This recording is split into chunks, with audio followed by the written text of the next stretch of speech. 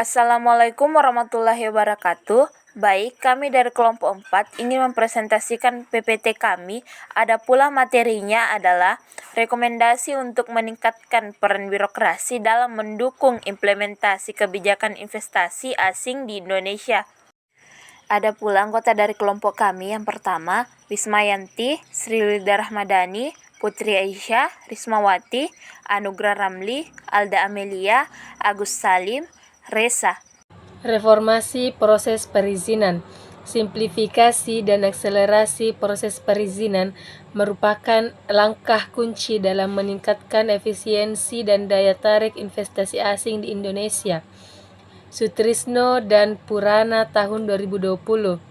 Proses perizinan yang rumit dan memakan waktu menjadi salah satu hambatan utama yang dihadapi oleh para investor.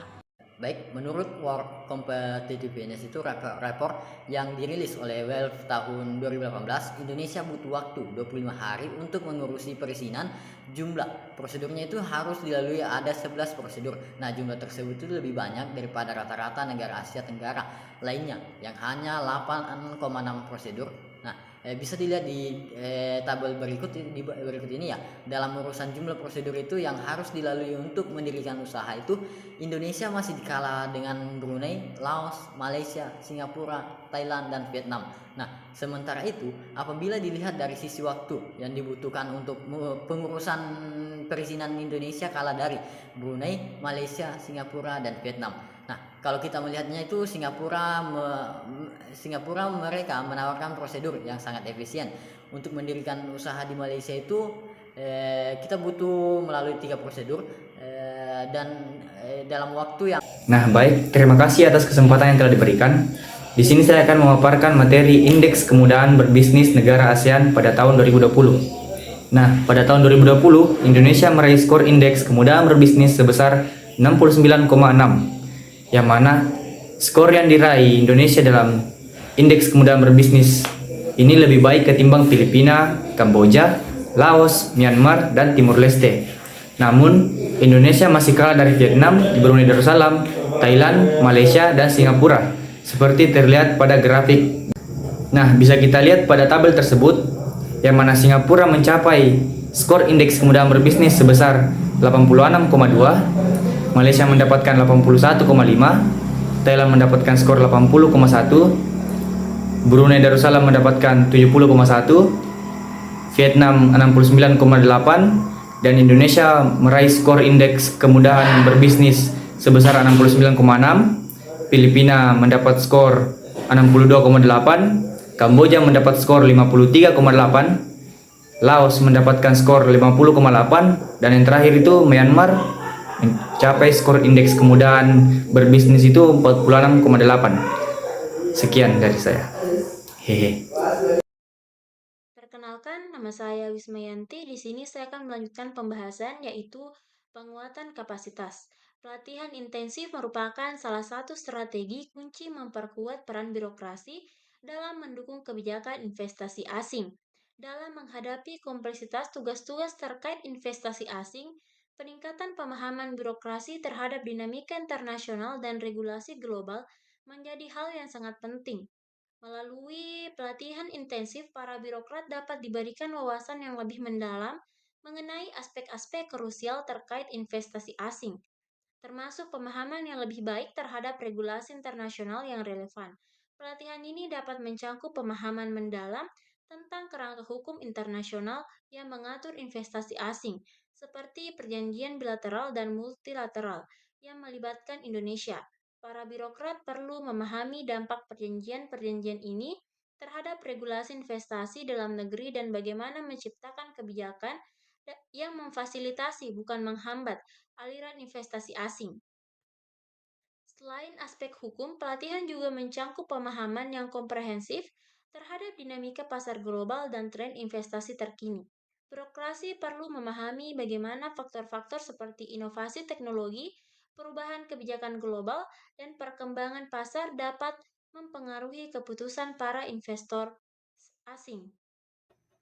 Baik, perkenalkan saya Putri Aisyah dan di sini saya akan melanjutkan materi mengenai rekomendasi atau solusi untuk meningkatkan peran birokrasi dalam mendukung implementasi kebijakan investasi asing di Indonesia. Salah satu solusinya yaitu dengan meningkatkan transparansi dan akuntabilitas. Dalam upaya menarik investor asing untuk menanamkan modal di negara tujuan, berbagai faktor dapat mempengaruhi minat investor asing untuk menanamkan modal di suatu negara. Salah satunya yaitu tingkat korupsi di negara tujuan. Tingkat korupsi suatu negara menjadi pertimbangan investor asing dalam melakukan penanaman modal asing di negara tersebut. Korupsi merupakan salah satu masalah yang serius di Indonesia, termasuk dalam implementasi kebijakan asing. Hal ini dapat menghambat proses implementasi kebijakan, mengurangi efektivitas kebijakan, dan merugikan negara. Oleh karena itu, pemerintah dapat meningkatkan transparansi dan akuntabilitas dalam proses perizinan dengan membuat proses perizinan lebih terbuka dan dapat diakses oleh publik. Pemerintah juga dapat membentuk lembaga pengawas yang independen untuk mengawasi proses perizinan. Lembaga ini dapat memberikan laporan secara berkala tentang proses perizinan kepada publik. Pemerintah juga dapat meningkatkan pendidikan dan kesadaran masyarakat tentang korupsi. Hal ini dapat dilakukan melalui kampanye publik atau program pendidikan di sekolah-sekolah. Baik, mungkin itu yang sempat saya sampaikan. Lebih dan kurangnya mohon dimaafkan. Terima kasih. Baik, di bawah ini menunjukkan perkembangan korupsi yang diukur dengan tingkat nilai kontrol korupsi di negara-negara ASEAN, di mana semakin tinggi tingkat indeks maka semakin bersih negara tersebut pada tahun 2012 sampai 2018. Baik, dari data tersebut dapat dilihat Singapura dan Brunei Darussalam adalah negara-negara paling bersih dari korupsi di ASEAN dengan indeks masing-masing 2,17 dan 0,79 pada tahun 2018. Hal ini membuat kedua negara tersebut lebih maju dan lebih makmur dibandingkan negara ASEAN lainnya. Di sisi lain, negara ASEAN lainnya seperti Indonesia, Filipina, Vietnam, Thailand, Myanmar, Malaysia, dan Kamboja memiliki IPK yang lebih rendah. Hal ini menunjukkan bahwa korupsi masih menjadi masalah serius di negara-negara tersebut. Koordinasi antar instansi. Mendorong kolaborasi antar instansi adalah langkah penting dalam meningkatkan efektivitas birokrasi dalam mendukung kebijakan investasi asing di Indonesia. Al-Aziz 2023. Kolaborasi ini menjadi krusial karena kebijakan investasi melibatkan berbagai instansi pemerintah yang memiliki tanggung jawab dan peran masing-masing. Tanpa koordinasi yang baik, implementasi kebijakan dapat menjadi tidak konsisten dan kurang jelas, menciptakan ketidakpastian bagi para investor. Baik, kesimpulan dari materi kami yaitu birokrasi memegang peran penting dalam menarik investasi asing di Indonesia. Kendala birokrasi seperti perizinan yang rumit, regulasi yang tidak jelas, koordinasi antar instansi yang buruk, dan pemahaman yang rendah tentang kebutuhan bisnis internasional seringkali menjadi hambatan.